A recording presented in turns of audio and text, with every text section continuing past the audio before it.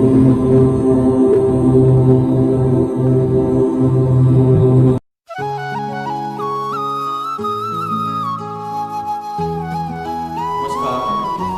कुमार माली, कक्षा एकादशी, विषय गणित।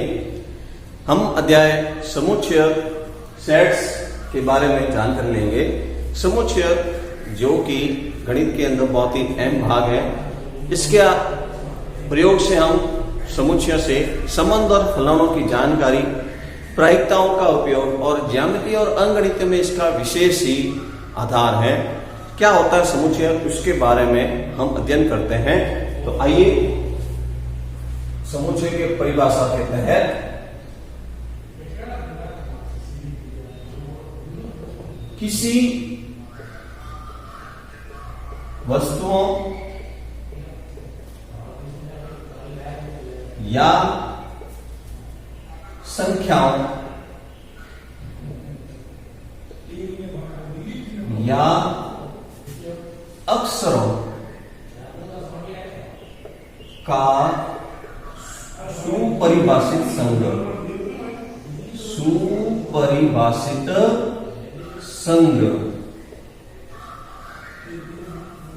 ये एक साधारण सी बात कर रहे हैं हम समुच्चय के लिए कि समुच्चय क्या होता है। तो समुच्चय किसी भी वस्तुओं का या संख्याओं का या किसी भी अक्षरों का सुपरिभाषित, एक यहाँ पर जो शब्द आ रहा है इसके बारे में आप अच्छी तरह से जानकर लें। सुपरिभाषित संग्रह होना चाहिए। इसके लिए कुछ एक उदाहरण हम बात करते हैं। इस तरह से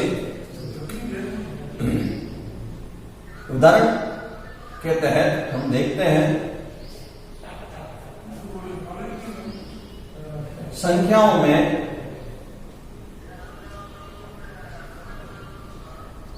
2 से विभाजित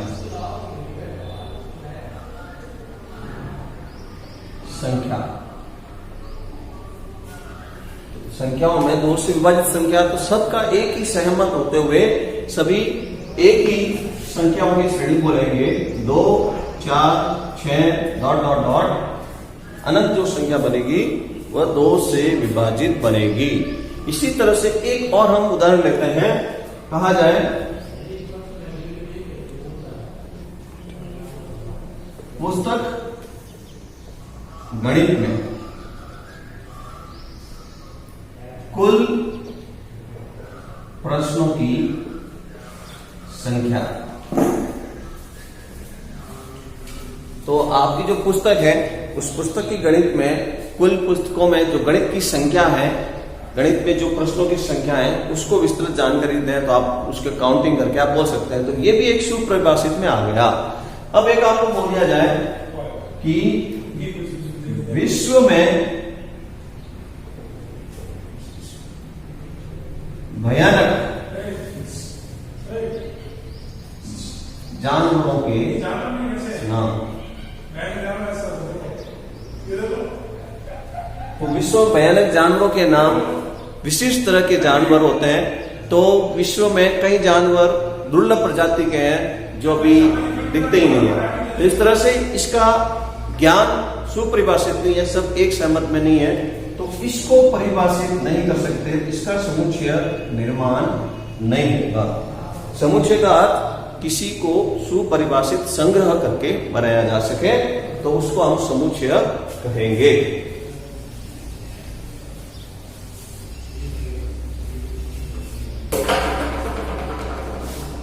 गणित के अंदर जो हम पढ़ते हैं अंकगणित में, तो कुछ विशिष्ट हमने समुच्चयों के बारे में कई बार पढ़ा है, उसके संकेतों के बारे में पढ़ा है। तो आइए देखिए n यानी प्राकृत संख्या। प्राकृत संख्या का समुच्चय।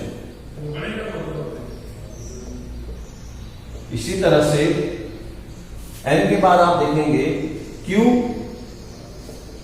परिमेय संख्या,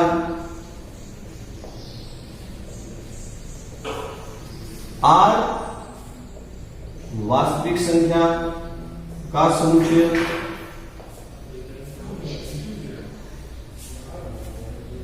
w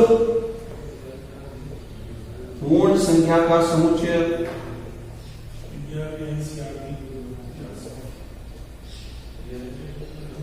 इसी तरह से जेड पूर्णांकों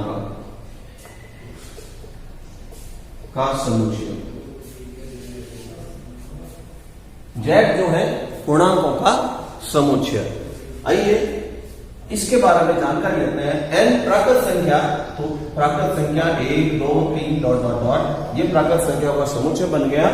समुच्चय को निर्देशित करने के लिए संकेत के रूप में उसका कोई कोई नाम दे सकते हैं अपन। जो उसका संकेत है एन है तो एन से भी नाम दिया जा सकता है, क्यू है तो क्यू के नाम से दिया सकता है। और उसको व्यक्त करने के लिए एक मंजिला कोष्ठक का प्रयोग किया जाता है। संकेत मंजिला कोष्ठक बनाया जाएगा और मंजिला कोष्ठक बनाते हुए उसके अंदर प्रत्येक अवयव के बीच में अलग अलग कॉमा बनाकर उसको व्यक्त किया जाएगा। यदि उनकी संख्या निश्चित नहीं है तो अंत में अनंत निर्देशित करने के लिए 3 बिंदु बनाकर उसको व्यक्त करेंगे। क्यू परिमेय संख्या, तो उसको क्यू में जो p बटा क्यू के रूप में लिखी जा सकती है, परंतु हर का मान शून्य न हो। Q not is equal to 0, 2 4 बटा 5 0 डॉट डॉट डॉट माइनस में भी हो सकती है। धनात्मक ऋणात्मक दोनों परिमेय संख्या इसमें है। आर वास्तविक संख्या, वास्तविक परिमेय संख्याओं के बारे में आपने पढ़ा कि परिमेय और अपरिमेय दोनों को मिलाकर जो संख्या होती है वो वास्तविक संख्या होती है।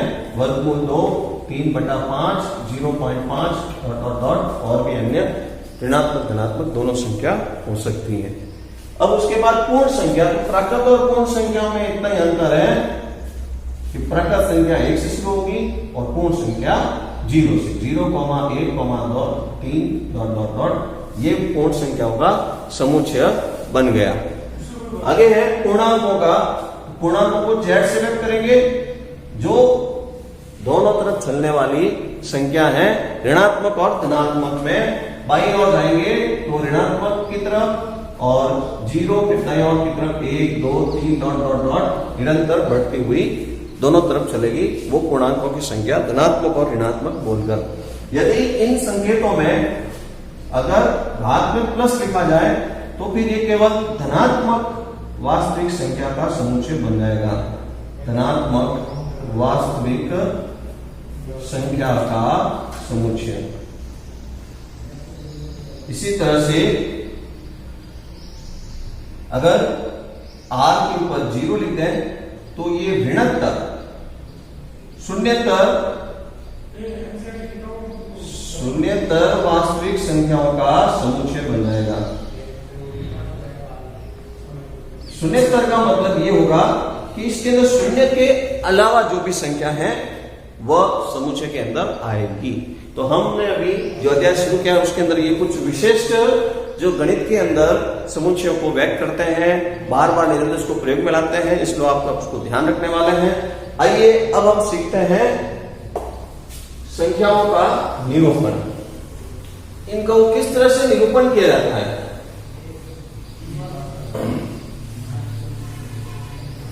समुच्चयों का निरूपण, तो समुच्चय को निरूपण करने से पहले आपको जो समुच्चय में अवयव है इसके बारे में बात करेंगे। समुच्चय के अवयव, एक यहां पर उदाहरण लेके बात करते हैं। 1 2 3 डॉट डॉट डॉट, यह एक समुच्चय है।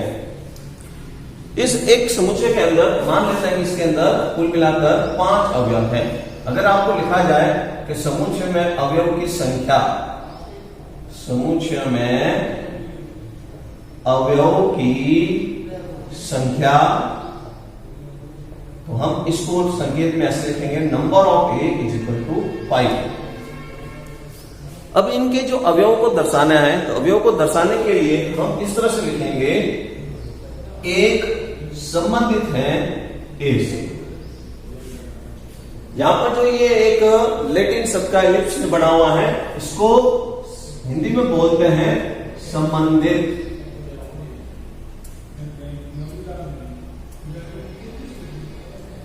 इंग्लिश में इनको बोलते हैं belongs to, BELON, belongs to.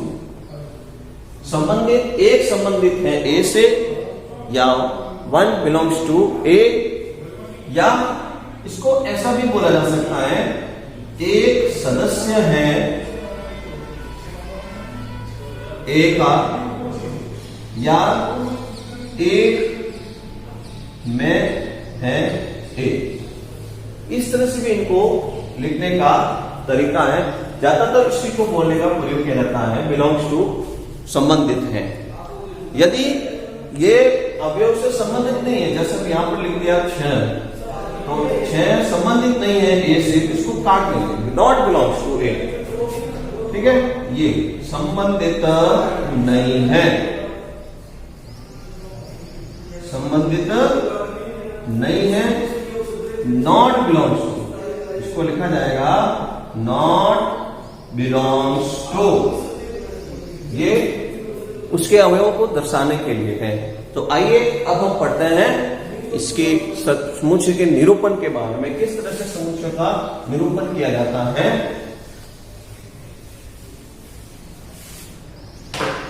समुच्चय के निरूपण में तो देखिए इसके दो तरीके हैं।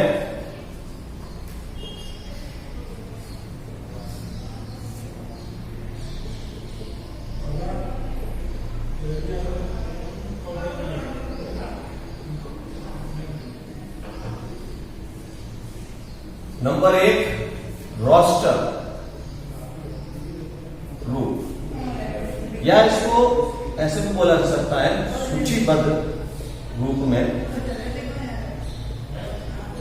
सूचीबद्ध रूप में। रोस्टर रूप या सूचीबद्ध रूप में, तो इसके विधि में लिखने में आपको समुच्चय में प्रत्येक अवयवों को प्रदर्शित करना, प्रत्येक अवयवों को प्रदर्शित करना होता है। प्रदर्शित करेंगे तो वो रोस्टर रूप कहलाएगा। उदाहरण क्या है, जैसे ए अंग्रेजी वर्ण माला के स्वर का समुच्चय। अंग्रेजी वर्णमाला के स्वरों का समुच्चय, तो हम रोस्टर रूप में बोल रहे हैं कि उनके प्रत्येक अवयवों को लिखा जाए। तो अंग्रेजी वर्णमाला में 26 जो लेटर हैं उसमें से स्वर कौन कौन से उसको लिखेंगे, तो वह रोस्टर रूप कहलाएगा। ए, ई, आई, ओ, यू और मतलब पुस्तक बंद। समुच्चय को दर्शित करने के लिए कोई नाम देंगे ABCD और फिर बराबर लगाकर संकेत के अंदर महिला पुस्तक का प्रयोग किया जाएगा। प्रत्येक अवयव को प्रदर्शित करने के बीच में एक कॉमा लगाना जरूरी है। आइए एक और उदाहरण, BSCHOOL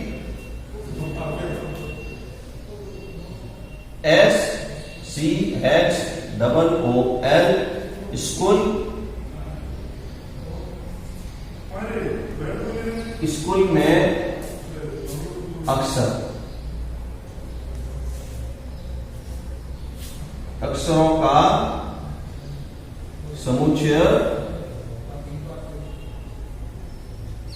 बी स्कूल में अक्षरों का समुच्चय, तो इसके लिए आप देखेंगे तो बी, इसमें आप जब लिखेंगे तो प्रत्येक अक्षर को लिखते रहेंगे और बीच में कॉमा लगाएंगे। SCHOOL। यदि कोई अक्षर रिपीट हो जाता है तो उसको बार बार लिखने की आवश्यकता नहीं है। ये जो लिखा है हमने, अवयवों को प्रदर्शित, समुच्चय में प्रत्येक अवयवों को प्रदर्शित जो करेंगे वो एक रोस्टर रूप में लिखेंगे। ये रोस्टर रूप में लिखिए, इसको समझते हुए।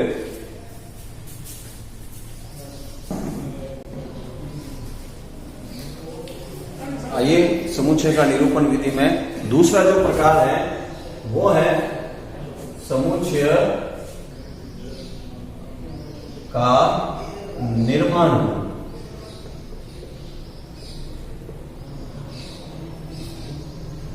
तो समुच्चय का निर्माण रूप रोस्टर रूप में हमने देखा, तो अवयवों को दर्शित करना।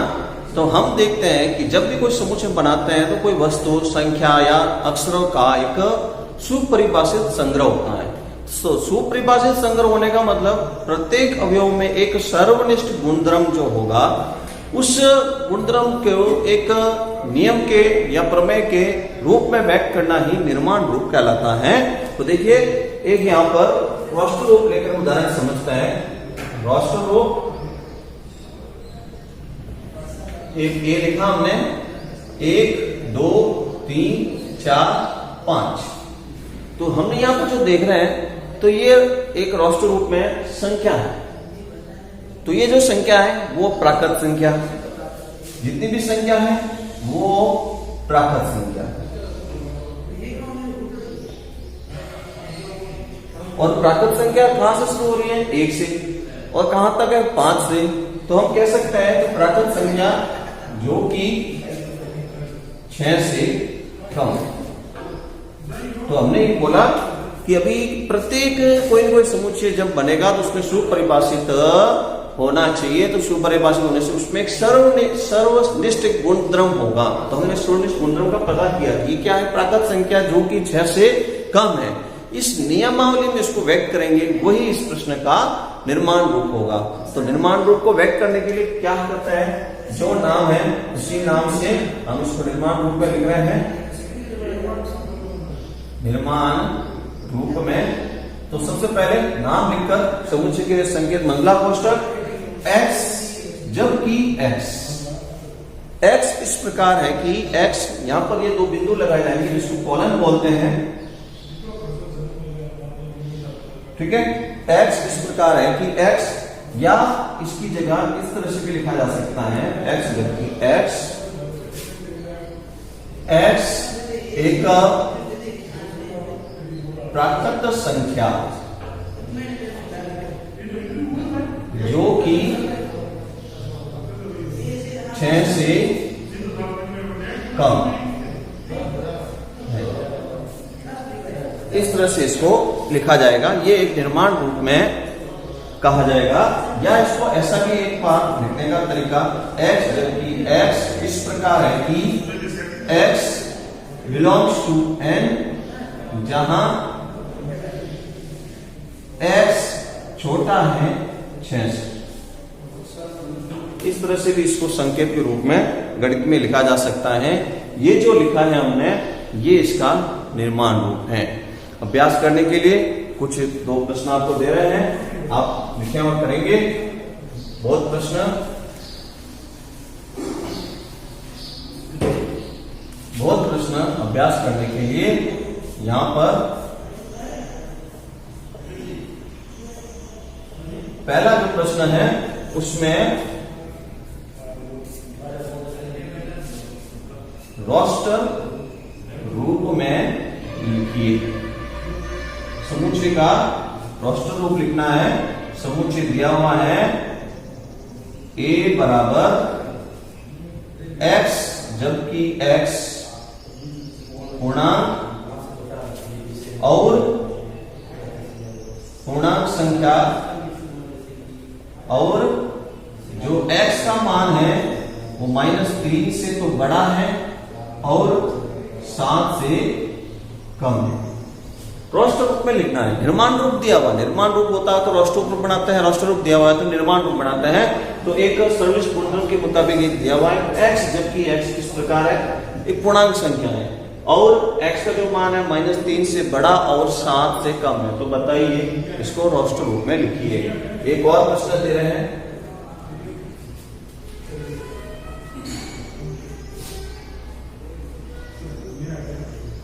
समुच्चय a बराबर x, जबकि x 60 से कम व 3 से विभाजित।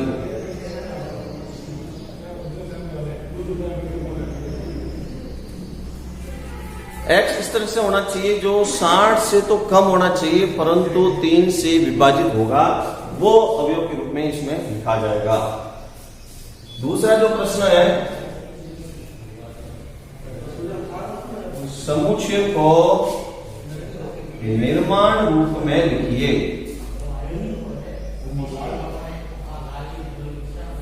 समुच्चय को निर्माण रूप में लिखना है।